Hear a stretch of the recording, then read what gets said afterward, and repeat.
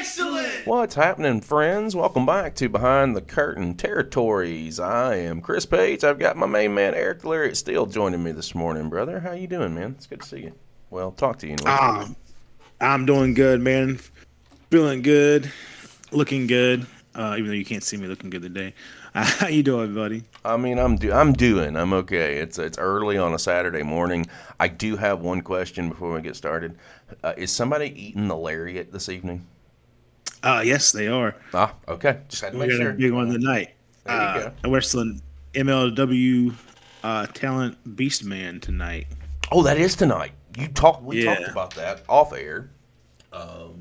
Yeah. Take that motherfucker's head off for me. I will. Good luck tonight. Yeah. I hope that works out, and you gotta circle back around with me. Send me a text later and let me know how it goes. And All right. I got a feeling it's gonna be an indie version of Vader and Hanson. So. oh, dude, I'm here for it. Let's go. They need to send me that footage. Yeah. Well, listen, we had a really good rivalry show last week. I think we popped 200 hits in a week. So shout out to all the viewers and the subscribers off of that video. We greatly appreciate it. And what Eric and I are doing is kind of bouncing from week to week. We'll cover a territory one week. We'll cover a rivalry the next. And this week we've landed on Continental Wrestling from Alabama, man. And being from Alabama personally, I kind of feel like I've let my home state down because there's very limited information that I do know about Continental, but partially because I think it was only a 4 or 5 year territory, and I was like 4 from 4 to 8 maybe. It actually ran for about 12 years from when maybe 16. I'm finding starting in Tennessee in '74, and then close up in Alabama in 1990.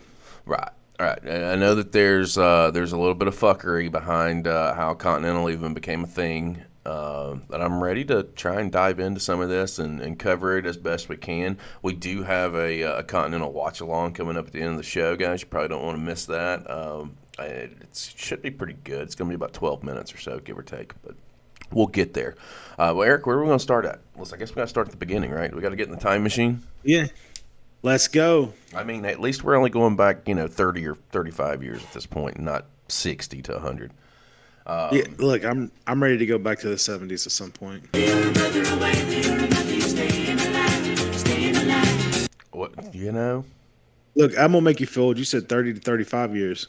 Yeah. I was born in '85, so it's more than that. We're going back about 45. Oh years. yeah. You know what? Here's my thing. I blame it on the weed, because I was born in '82. And I'm 40, and I probably should have put that together, and I didn't. So, shame on me, right? I'm gonna leave that in just because everybody needs to know that I'm not fucking perfect. You're no Kurt Hennig. That's exactly right. There's only one.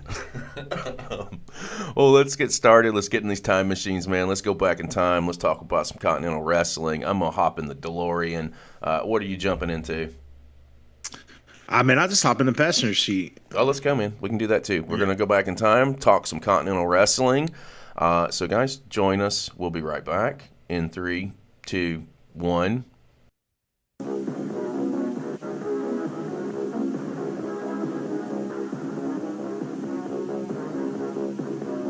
Welcome to Continental Championship Wrestling, home of the National Wrestling Alliance, featuring champions from throughout the continental United States. And now to your host, world-renowned wrestling commentator, Gordon Soley. Man, we made it in one piece. Here we are. We're back in the 80s, bro. I almost feel like I should 70s. have, 70s. I almost feel like I should have Bob Ross hair right now. He's off painting some pretty little trees. Exactly. Well, let's get started. Where do we want to start? I mean, I guess we'll start at the beginning. Looks like Continental was started in '74 by Ron Fuller. The Fuller family started in Knoxville, and they started in the East Tennessee area. In the East Tennessee area, man, it's a really nice area. I don't know if you ever spent any time there. I used to wrestle in Knoxville and Bristol and Kingsport, Tennessee, a lot. It's just a really nice area, man. I even thought about moving to Fort at one point. Spent a lot of time there. It was really nice. Then they went down to Alabama and were running like the Gulf Shore area. Anytime you ever hear anybody talk about Continental, it was one of their favorite territories. Man, it was a small territory, but they just loved it. You'd spend all day on the beach. Everybody that I've talked to that was from the Continental days or from the territory days, they would said, "Man, you would have loved Continental. Like that would have been the place you'd want to be." So I'm really interested to find out more about it, man. I know that just based on previous docs and interviews, Arn Anderson, which I'm sure we'll get to at some point, as Marty Lundy, his real name, kayfabe name, spent a lot of time in Continental. Yeah. I think that's where he was discovered by Ric Flair, but we'll get there at some point. But I know that this thing for Alabama, through later years and going back and looking at some stuff, some odds and ends, like Monday nights at the Boutwell were a big thing when Continental was in the Alabama area. But I know it's going to take a minute to get there. Yeah, I've actually wrestled in Dothan, Alabama before. Now, I can't remember the guy's name. I only wrestled there maybe twice. And at the time, I was traveling with Tracy Smothers. And he said that guy used to help promote like that town and a couple towns for Continental. He was an older gentleman then. This was like 2008. He was a super nice guy. It was like, I mean, wrestling wasn't real big. Like there weren't a lot of big houses in 2008. But this guy ran like a little building. He owned the building. It was like a big metal building. And there were probably 200 people jammed into this building, man. It was a hot crowd. I'm telling you, man, like it's everybody thinks that their crowds are, their hometown crowds are red hot, right? Like I would imagine, like I think that Birmingham fans I'm from Birmingham, Alabama, but the fans in Birmingham are just a little bit different than they are everywhere else. But I guess the same could be said for any real territory in any major city or minor city across the United States. Dothan, I'm sorry you had to go there, number one. It's truly a hole in the wall, if there ever was. But working with Tracy and riding with Tracy Smothers, man, that's an experience in its own. It's worth the price of admission. I'd say the parts of Alabama I was in were kind of weird. When every time we'd be traveling through Alabama, I guess it would have been like northeast Alabama, northern Alabama. We never really got to southern Alabama. But you would just be driving, there'd be nothing, just fields and woods, there'd be nothing. And then you would just come across a huge like gas station truck stop, and there would be just these tricked out lowriders just parked in the parking lot. Everybody hanging out in the parking lot of the gas station because there was nothing else around. Yep. Welcome to Alabama, bud. It's like I got out for a reason. Let's hop back in. Let's talk about Ron Fuller. So Ron opened up Southeastern Championship Wrestling in Knoxville, and that was in '74. And they were mostly in that East Tennessee area, which is same place Smoky Mountain ran. So I mean, that's been a hotbed for wrestling for a long time. And then in '77, Ron took over the territory from his grandfather, which was called GCCW, and he expanded the Southeast Championship Wrestling to run Southern Alabama as well and Northern Florida to their East Tennessee area. So he expanded his area a lot when he took over from his grandfather. I mean, what better way to increase revenue, especially in the '70s, and try and expand out?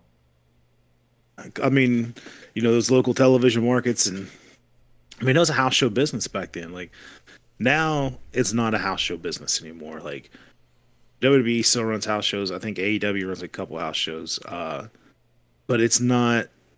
I mean, even until really, man, like pay-per-view became the big thing, and the television money was a big thing. Like it was a house show business, through the '90s for wrestling. Sure. That's where you made it. The majority of your profit was selling tickets to house shows.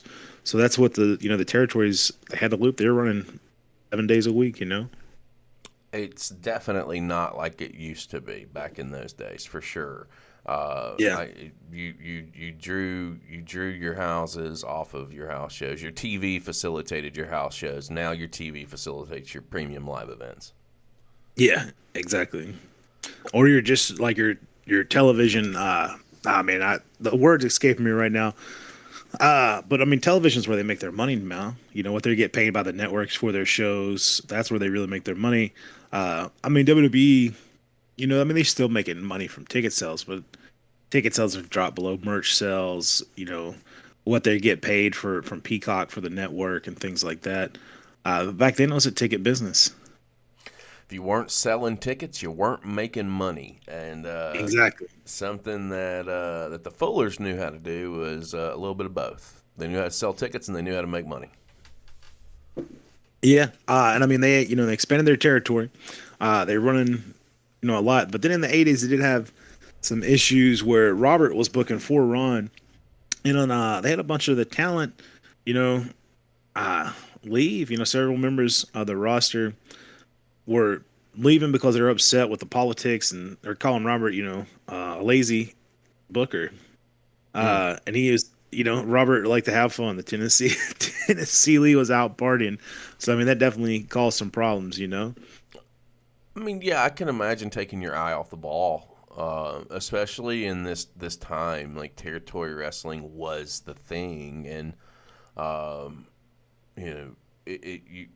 it's like your livelihood, right? Like if you're not being successful and you're not selling tickets, why would people stick around when they can go literally 2 hours away, well, 4 or 5 hours away down to Tampa to Championship Wrestling from Florida, or Yeah, same token, take a 5 hour trip the other direction to the Carolinas and go see Jim Crockett. yeah, You and it know, looked like they were also losing. They lost a bunch of people to the ICW. Angelo Poffo's promotion because he was yep. based in Knoxville, so they had a lot of people familiar with that area. Knoxville, and I Uh, think Kentucky is where Poffo ran at too. So like that was the yeah, Outlaw promotion there, who housed Randy Savage, right? Like it was yeah, those Angelo times, Poffo, man. his son. And I mean, like you said, Crockett and Georgia were both heating up a lot. And that kind of drove Fuller into really focusing on Alabama. He made Birmingham the main end of his territory. I mean, that's the biggest city in Alabama, right? Yes, sir. And So, I that's not mean, he saying kind much. of look, Birmingham compared to the biggest city in West Virginia, it just smashes it. Our biggest city's got like 50,000 people. Okay, well, sorry. I found a place worse than Birmingham. Just kidding. Um, I want to take a minute, real quick, and just pick your brain on this before we go further. Because as you were talking about, the Fullers kind of taking over Alabama. Look at what was around them. Like Yeah. literally, in New Orleans or Louisiana, you've got Bill Watts. Down in Florida, you've got the Grahams. You have Georgia Championship Wrestling right next door to you in Georgia, and then right next to that's Jim Crockett, and then you've also got Angelo Poffo's Outlaw organization that's Yeah. operating in the same area. Like that's for territory days, man. So That's don't fucking forget stiff Memphis. You had, competition. you had, Jerry Jarrett in Memphis Jerry Jarrett in with Memphis, Lawler. exactly. Yeah. I mean, you're So I mean, there's surrounded. yeah, and but they actually built a lot of stars who get noticed, like the Freebirds. That's where they got their exposure as big stars. Starting out was and Alabama. You had guys like Austin Idol went through there. Flair came through there defending the world title, and that's kind of where he met Arn. Yeah, that's where their friendship began, and I think if I remember the story correctly, I think Arn got hurt or something, and had to go to the hospital and woke up in his room, and Flair was there, uh, and he had driven Flair around several times, and Yeah, they had a good time together. But Arn, the interview I heard from Arn was to wake up and this guy is the world heavyweight champion and has all this other stuff going on around him, but he chose to be here with me.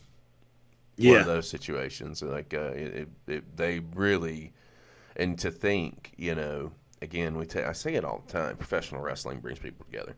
Uh, it brought Rick and Arn together as Marty Lundy, and they go on to do the Horsemen. And arguably, Arn's one of the most underrated professional wrestlers of all time. But in my Oh man, personal opinion, I uh, love Arn Anderson. Not only was he a great in ring worker, he was a great promo too. with the TV championship back in Oh the early yeah, '90s of WCW, dude. Even the late '80s, man. yeah. And his tag team runs, man. Yeah, let's not get started because that's a whole nother fucking conversation. Yeah. Uh, yeah, there's a lot to unpack with Arn, and like I touched on earlier, I know that Arn, his favorite territory was Continental. He is on Yeah. record in saying it, and it was because like the trips were long. He's like, but you're right there on the beach. It was to him it was paradise. Oh To yeah. to be booked as a lower guy and then working your way up within the territory structure and becoming a star there. I mean, dude, doesn't get better than that as far as proving to yourself that you can get over and that you can do this, right? Because in Yeah. that point in time with all the territories, bro, there's hundreds of wrestlers, hundreds, thousands, all over the place. But you stand out. You know what I mean?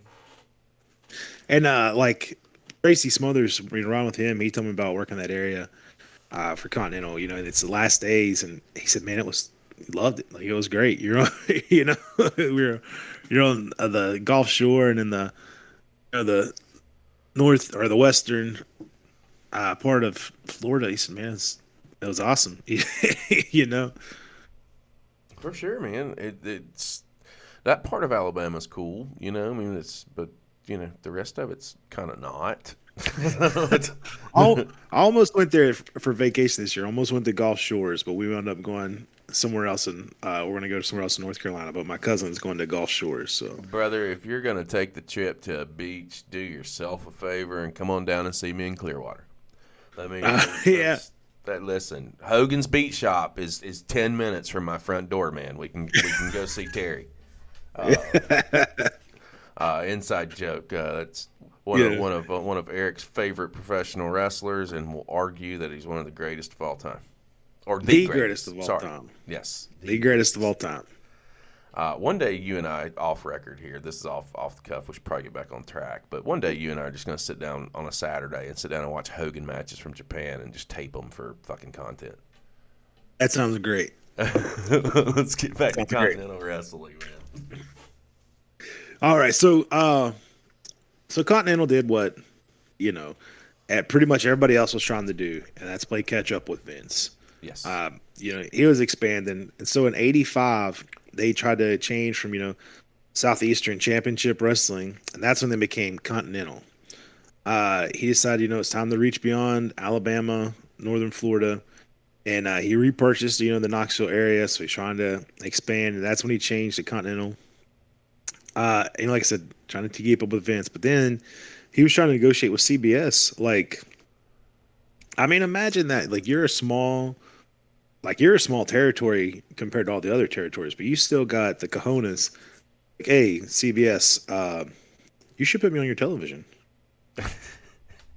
Yeah. You know? I mean, that does take some nuts because, let's just be fair. Like, I make jokes about Alabama, and it's because I'm from there. Right, like it's nothing. It's not a personal situation, but Alabama is a secondary market. So Yeah. for you to knock on CBS's door, promoting and producing, a program from Alabama, like it's compared to like Vince's production and mid '80s. I mean, Crockett's production's getting up there. And WCCW over in Dallas, like their stuff's compared to Alabama stuff. Yeah, I don't know. It does take some nuts to do it. I would venture to say that if you don't have Roll Tide or War Eagle attached to your name, CBS doesn't want anything to do with Alabama. So I would mainly say Roll Tide because they're the ones that win all the championships. But I am on the other side of that argument. I'm a War Eagle guy. Look, so I've got one of my best friends ever in life is from Alabama, and his whole family's War Eagle. So, Yep, that means his parents were raised right. yeah. So, the television deal fell through, but he still was trying to make it look big. So he moved out of the small television studios, and he started filming in big arenas. They did the house shows in bigger arenas, giving themselves a national look, because that's like, I try to explain this to people that run indie shows now. Like, you need to make your indie show look as much like what somebody's going to see television as you can, because that's what they're familiar with. Like, you don't watch, you don't. So, say for example, you don't watch Matilda the movie and then go to Matilda the play, and they just give you a completely different version of Matilda, and you like it because it's not what you're familiar with. It's not what you're used to. So, you got to kind of keep up with what's going on, so that way you can make it look like that. Like, I know some promoters are all about it. This is wrestling, and they want it to be old Southern wrestling, and man, they are not they are not doing good. But I've known people that have, like, arguably much worse talent. They have a much better production set up, and they are drawing way more than the people with the better wrestlers just on wrestling. Sure. I mean, that's part of it. As much as you hate to say it, it should always be about the actual in-ring talent and what's being put out there. But production value does fucking matter, and it's even in the Yeah, podcasting game right now. Like, we know that we're not, we don't put a whole big. I don't put a lot into the production side of it right now, but it's out there. It's the competitive nature, right? yeah, and I mean that's what you got to do. Like, there's this guy I used to wrestle for. He and he was drawing. He ran every other month. He ran 6 times a year, and he was having 500 people at every show. I mean, that doesn't sound like a lot in the grand scheme of things, but when you're running a town that has maybe 10,000 people in it, that's a good bit. And Sure. he brought in Buff Bagwell. He started the NWO in his own promotion, and he had just like big screen televisions, like big projectors, great production value, and he just drew people every time, tons of people. I mean, Buff is the stuff. Yeah, yeah. So he brought in Brutus the Barber Beefcake. He started the show as Brutus the Barber Beefcake, turned heel on the baby faces, and joined the NWO and wrestled in the main event as the Disciple. I love it. Yeah. I was like, that's actually pretty cool. Was he I able can't to even grow hate on the that. beard in the time frame from segment A to the end of the show? No, no, No. but he had the shades. So Oh, okay. Well, the beard made it. I don't know. Um, when does Continental start taking a trajectory towards the bad side of things? so I'd probably say in '88, when a television owner, he owned WCOV TV, which is local television station there. His name was David Woods, bought controlling interest from Ron Fuller, and that's when he renamed to Continental Wrestling Federation. Uh, it was Continental Championship Wrestling when Fuller tried to expand in '85. In '88, he changed to Continental Wrestling Federation. Further attempt to compete with the World Wrestling Federation. You're not the world, you're just the Continental. And I think things started to maybe go down a little bit. He actually got I'm just finding this out right now, like just looking at this. This is kind of crazy. So he changed the Continental Wrestling Federation to compete with Vince. It seemed like, a bigger nationwide promotion. And then he got this is the weirdest wrestling deal I've ever heard of. He got a national TV deal with the Financial News Network. What? Yeah. So, like, just imagine you're watching CNN, Fox News, C-SPAN, or I don't know. There's 8 million news networks now, and like right after Wolf Blitzer, before before Tucker Carlson comes on, you get a Night Raw. Wow. I mean, if uh, they're gonna put it on television and pay for it, man. Yeah, you got to get it where you can, right? yeah, it's just like I never even heard of the Financial News Network. So, I haven't either. That's uh, that's definitely got to be a southern thing. yeah, and I mean, the early days of cable, who knows what the oil they were For throwing sure. out Yeah. there. But I mean, after that, that was in '88 when he took over, and then Continental closed in December of '89. So, uh, I mean, honestly, the Fullers were no dummies. They probably saw the writing on the wall and doubt while there was still something to cash out on. Oh, for sure. They're not dumb people. They were in the business for a lengthy period of time. They had a tremendous run. Um, I did we hmm trying to think, did we gloss over anything like prudent or anything crazy? Because like I know that they had a lot of talent come through, uh, and because it's kind of like if you could go back to the territory days, right? And like maybe rethink things. So Continental or Southeastern at the time, um, it's not going to be a predominant territory. So like, would your mentality be, let's use this as a training ground? So like, let's use Marty Lundy or Arn Anderson as the example. If we see something in him, like let's train him here and then pass him off to Crockett or Georgia or Florida if he wants to go. Should that may have been the mentality of some of the smaller territories, not even necessarily continental, but just the smaller territories out there that, compared to what's going on around you, like you're kind of a small fish in a big pond. Yeah. So the thing with Continental is it's kind of considered like a lost territory because it was smaller. So they didn't have a lot of television exposure. But also like the Fullers didn't really want the magazines covering it because well, first of all, small territories, there wasn't a lot of media coverage, and then also the Fullers didn't really wanted to keep kayfabe, so they didn't have all the magazines coming in like they did with all the cards of everybody else. So a lot of the stuff is like you had some home videos. I don't know. There's a lot of their televisions that have popped up on YouTube now, Mm-hmm. but really, it's just kind of lost, and where it is smaller, it's kind of glossed over a lot. I know a lot of people would use Continental kind of like a smaller version of Florida and be a little vacation territory. Mm-hmm. Yeah, So I you'd get that. send guys there who needed a break, because there's this saying, how can I miss you if you won't go away? So especially in the territories where it's a smaller group and you're in the same town every week normally, you can get overexposed. And after you run your big storyline, like you kind of, where are you going to go now? So you would go off to a smaller territory or a territory farther away and just kind of reset, take a break, let people forget about you, not forget about you, but start to miss you. Say, hey, where's this guy at? Yeah, yeah. No, I dig it, man. I dig it. I don't. I wish I knew more about Southeastern and Continental. Again, I feel like I did Alabama a huge disservice. Um, what other kind of names came through there that you can think of? Man, so like the Armstrong family was there all Yep. the time. They were huge stars in that area.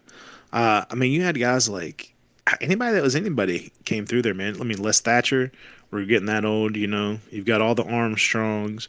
You've got Kevin Sullivan.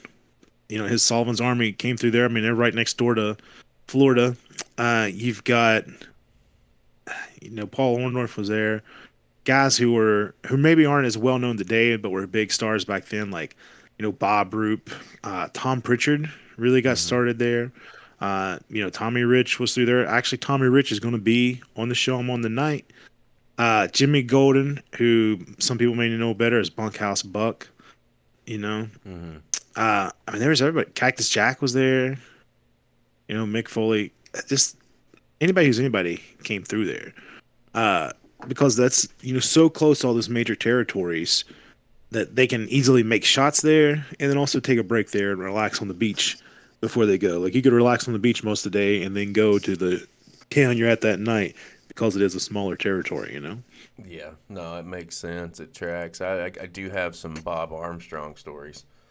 Um, Back, fuck man, when you know I would go to independent shows in Birmingham or what have you, in and around anywhere in Alabama. There's one guaranteed name that was going to be on that card, and that's Bob Armstrong. Oh So, yeah. oh yeah, bud. I have seen the Yeah. Armstrong boogie on the apron live and in living color. I don't know how many times, and it never got old. Every single time I saw it, I got a chance to back. This is well. Keep in mind, I was in Alabama until I was 24. So I graduated high school at 17. I was trained to wrestle at 16. Yeah. And I worked one match with, don't think, I think it was Steve Armstrong. I think it was Steve.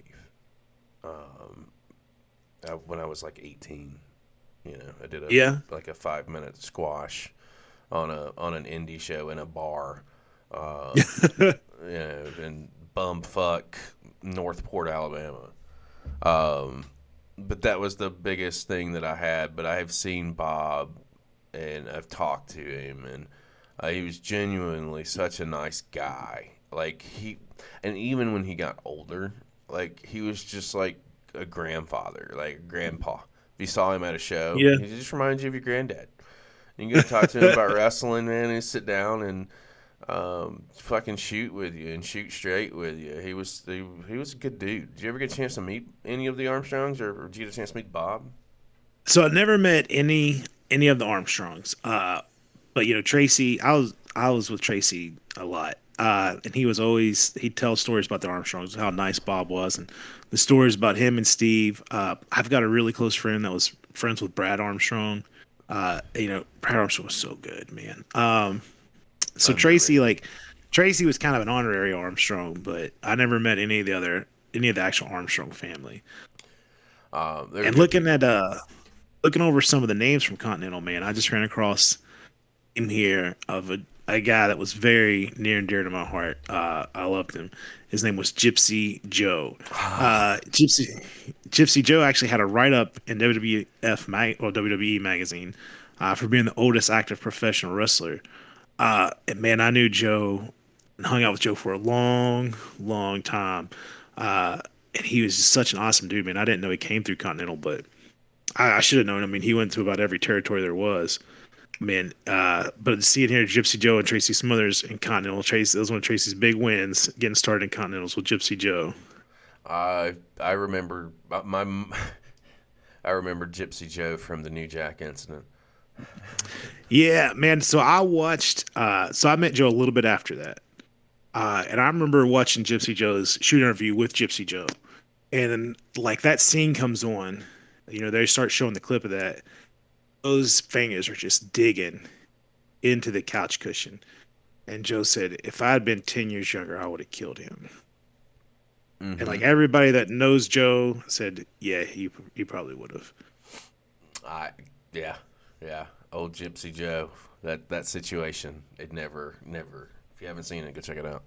It's definitely. I'll tell you a quick Gypsy Joe story. All Oh, right, I'll let's tell you hear it. two real quick. So the first one is when Joe came into West Virginia, he was already probably late 60s, maybe early 70s. When I came back to West Virginia while I was wrestling, like he had a big run here when he was younger. And I remember everybody was scared of this dude. He's over there and he's like warming up. He's chopping a brick wall, and he'd only been there maybe like a couple months, like in the area for a couple months during when I was still pretty young, and I worked pretty stiff, especially back then. And he comes up to me and he goes, "I see you go out here." Well, me and him were wrestling that night.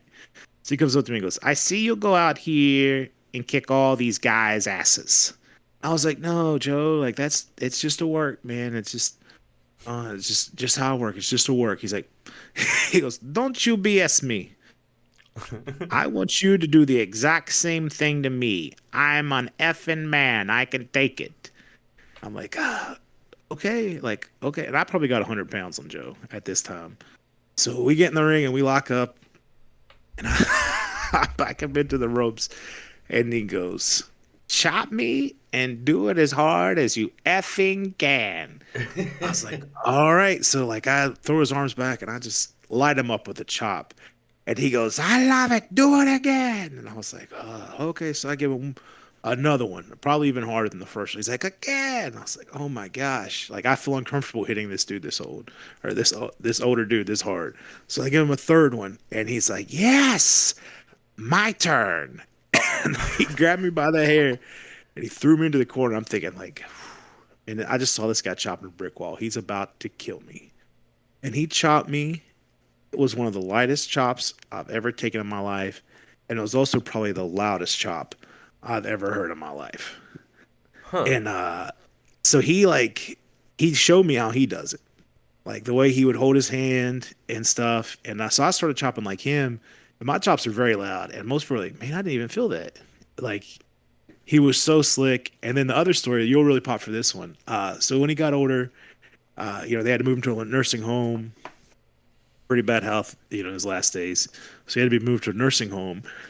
And the nursing home stopped allowing anybody that was a wrestler to visit Joe because the boys were sneaking Joe weed into the nursing home and he's getting high in the nursing home.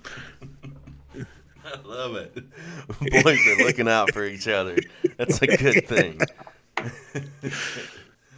Oh my God, dude. Yes. If I'd have known where he was at, I'd have helped him out too. Just people helping people is a beautiful fucking thing.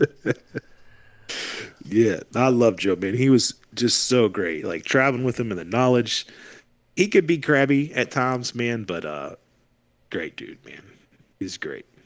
And man, I actually, I'm not even going to call him a dude because he would get upset if you called him a dude. Uh, I remember working an outlaw show in like Pennsylvania, and no, it wasn't Pennsylvania. It was northern West Virginia. And the promoter was a goofball, man. He was like a music adult entertainment promoter, and he's trying to get into wrestling.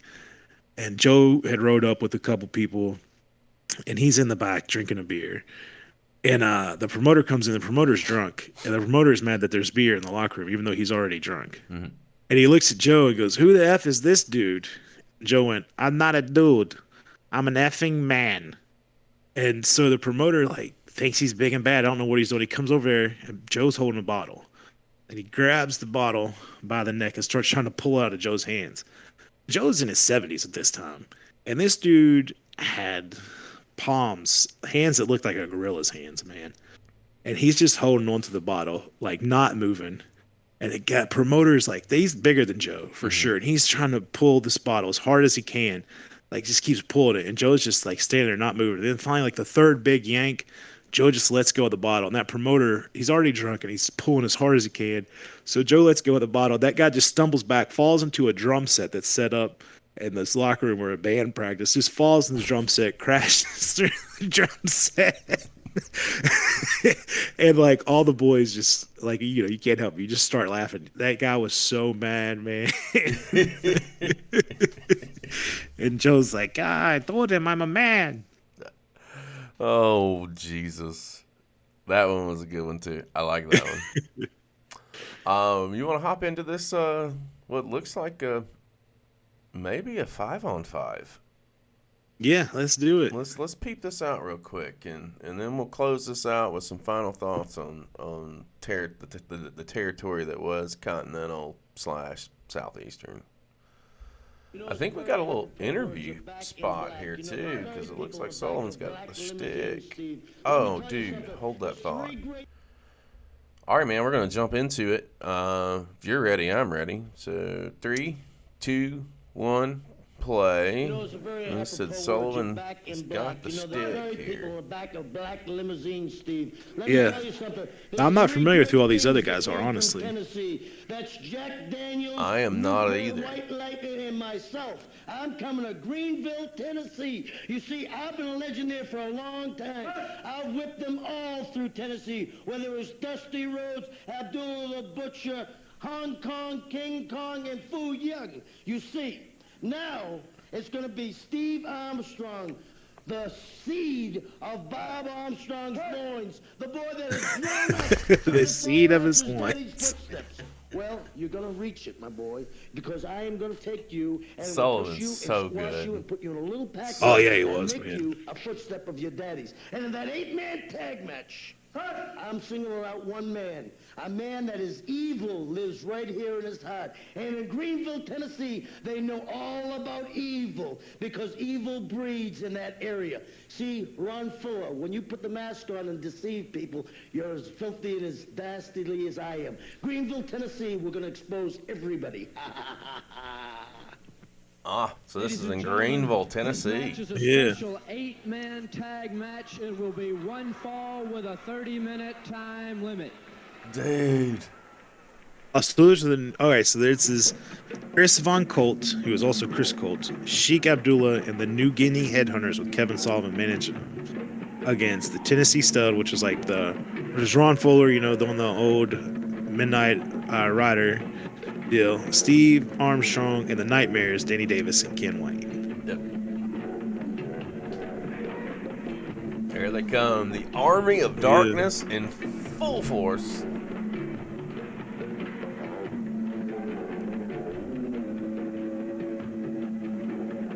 I love old school fucking wrestling, dude. This is... Oh man, I love it. I miss old, studio wrestling.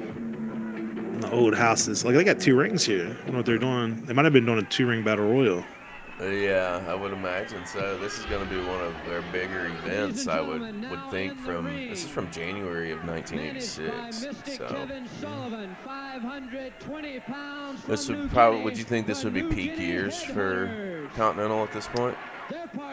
Yeah, so this would definitely look. This guy's got a swastika on his back. What? Who? Who? You're not.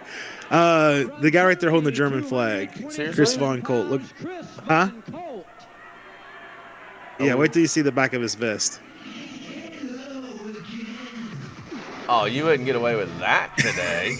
No, that Not ain't in the happening today. slightest. Not even in the South. Oh no. Listen to this. If this ain't babyface music, I don't know what is. That is good shit.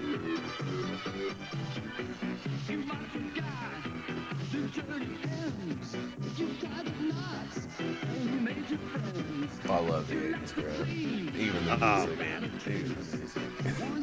Especially. I just wish we could go back like to the 80s or the 90s, man. Ladies and gentlemen, their opponents from the great state of Tennessee, 265 pounds, the Tennessee Stud. His partner, 229 pounds from Marietta, Georgia, Steve Armstrong. Their partner, The pop for Armstrong. US of A, Yeah. 131 pounds, the Nightmare.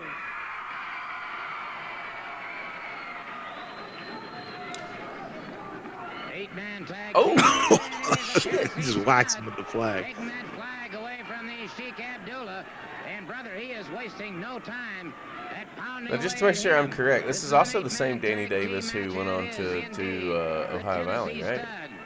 Continuing Yeah, same one. to beat That's on what I thought. The heel referee from head early of WWF. Caught him once again. And so Yep, the yep. Tennessee Stud has started off with a flurry here. Sheik Abdullah's down once again in the Tennessee Stud. Old Gordon Solly calling the match. Yard with that right hand. The voice of professional Sheik wrestling. Abdullah goes to the right Yeah. corner, is caught once again.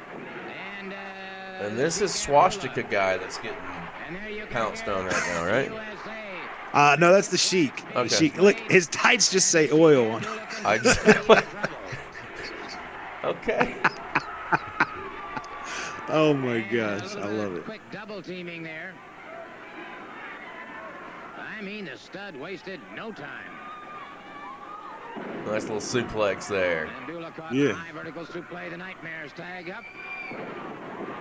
And Abdullah caught again. I'm not sure about the look of the Nightmares, Brad. Man, that was like different back then. Watching The carefully. little Shit, face yeah. paint and the hair. Again to the right. Like nowadays, you see people like that at the mall, but well, people don't go to the mall nowadays. So Afraid they'll get shot. yeah, I mean, our damn. mall here, man, it is like a wasteland. Irish whip off the Look ropes. at the little crop top that fucking Armstrong's sporting here. As he can look. Yeah. And the Sheik has never had a chance. He has not been able to tag up. I And mean, he is, Kevin in Sullivan's my army opinion, is getting right now, mollywopped in the early going. Yeah. Like, dude, This just- the Sheik hasn't got out of the ring since he got hit with that flag, man. oh, Sullivan's the manager. He's not taking Yeah. part in the match. The Sheik bleeding? becoming a crimson mask now. Yeah, he's bleeding. As the series of percussions that he has taken to the head really Uh-huh. beginning to take its toll.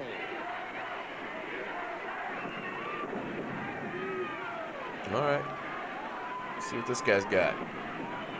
And now a New Guinea headhunter is in there.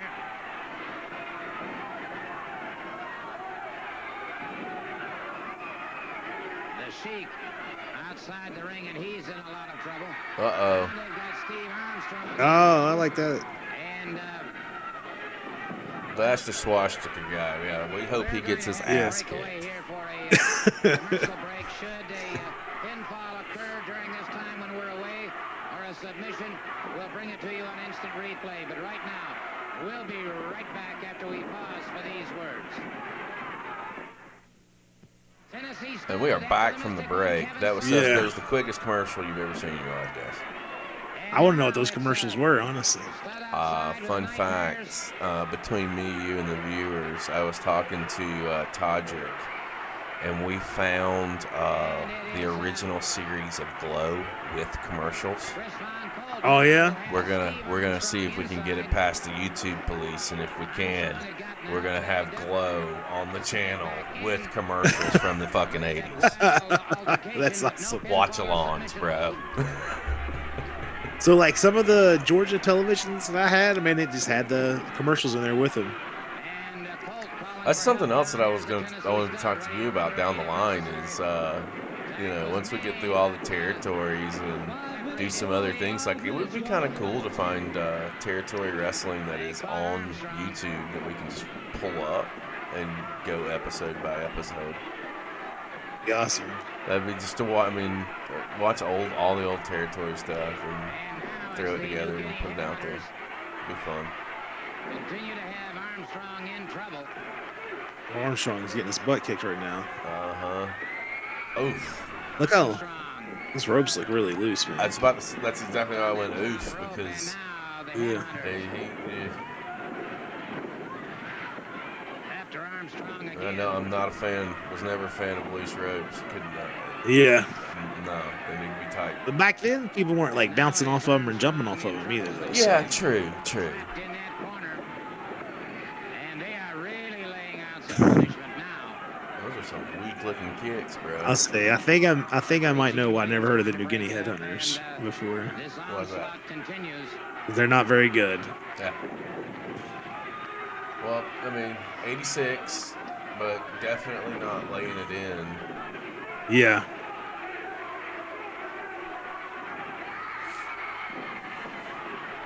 My gut tells me with Sullivan not being involved in the match as a competitor that we're seeing a babyface victory. Yeah, I would venture to say. Oil. That just cracks me up, man. Oil. All hell's breaking loose now. Yep. House of Fire is coming in. I bet we're about to get a triple drop kick. I mean, we have to, right? Yeah. Look how tall Ron Fuller is. He doesn't even have to stand up on the middle rope. He just has to stand on the on the bottom. rope. Like he's towering above everybody. The Nightmares have just booted the New Guinea Headhunters outside the ring. And it's the Tennessee Stud going for that Fuller leg lock. He's going for the Fuller leg lock. And he is not releasing. Oh, did you say a suicide dive? I did. Double on the other side. Wait a minute. Here comes Kevin Sullivan. Kevin Sullivan's had enough of this. The referee calls for the bell. The referee calls for the bell, and we have complete That's it. chaos and pandemonium in the ring. And the Tennessee Stud What's he got in his hand? Sullivan's got something. I think he's got a stick. Yeah. That is strictly a submission hold, and it may be all over for the Sheik Abdullah. The Tennessee Stud, the Nightmares. Man, the Army of Darkness got the shit kicked out of them. Yeah. I don't think that was the Army of Darkness, because I don't remember hearing about these guys in Army of Darkness. I don't They think just it seem was like the legitimate foreign Army co-op. of Darkness. Maybe Yeah. this was the Continental version of Army of Darkness. I think this was more like the League of Nations, because you got New Guinea Headhunters, a Sheik, and a Nazi. So I mean, yeah. The Nightmares and Steve Armstrong leaving the ring area. Yeah, man, that was that's old school as old school gets as far as yeah, so some good old Continental wrestling was concerned. The crowd was into it. They Oh yeah, were. they were into it, man. That's all that really matters. Like people forget that like it's about the crowd. Like I don't know, like I don't know, I don't want to seem like, I'm that old man yelling at the clouds, but you'll see a lot of people, like especially on these indie shows now, they'll plan everything out in their match. Like they'll go out in the ring and they'll do a lot of cool moves, man. Like I'm not hating on what they're doing in the ring. Like they're doing a lot of cool stuff, but the crowd is sitting on their hands, couldn't care less. Then like you get one of the older guys. I mean, I'm an older guy now. They go out there and they just sell and they do spots that like work the crowd. And man, they are into it. They're clapping, they're screaming, they're yelling. And these are like sometimes these people would be considered smart fans, you know. Hmm. But man, you just give them like the old school like hot like false tags and just work the crowd a little bit, just sell for them, and they get into it, man.